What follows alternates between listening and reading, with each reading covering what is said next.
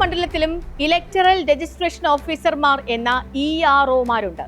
പേര് നീക്കം ചെയ്യുന്നതിൽ അവർക്കാണ് പൂർണ്ണ അധികാരം. നമുക്ക് ഒരാളുടെ പേര് നീക്കം ചെയ്യാൻ ഒരു തെളിവും ഹാജരാക്കേണ്ടതില്ല എന്നതാണ് ഒന്നാമത്തെ വലിയ ആനുകൂല്യം. നമ്മുടെ ബൂത്തിലെ ഏതെങ്കിലും വീട്ടിലുള്ള 10-12 പേരുടെ പേര് നീക്കം ചെയ്യാൻ നമുക്ക് തന്നെ അപേക്ഷ നൽകാം. ഇതിനായി ഫോം 7 പൂരിപ്പിക്കണം. ഈ ഫോം തിരഞ്ഞെടുപ്പ് കമ്മീഷന്റെ വെബ്സൈറ്റിൽ നിന്നും ഡൗൺലോഡ് ചെയ്ത് പൂരിപ്പിച്ച് ബൂത്ത് ലെവൽ ഓഫീസർമാർക്ക് നേരിട്ട് നൽകാം. അതല്ലെങ്കിൽ ഓൺലൈനായിട്ട് നൽകാം. ഈ മാർഗമാണ് അലന്ത് മണ്ഡലത്തിൽ കൂടുതലായും ഉപയോഗിച്ചത്.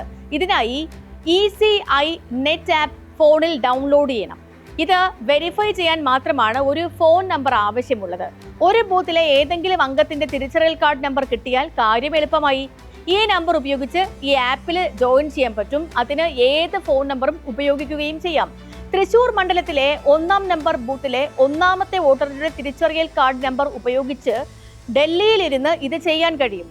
മറ്റൊരു ഫോൺ നമ്പറിൽ OTP സ്വീകരിച്ചാൽ മാത്രം മതിയാകും.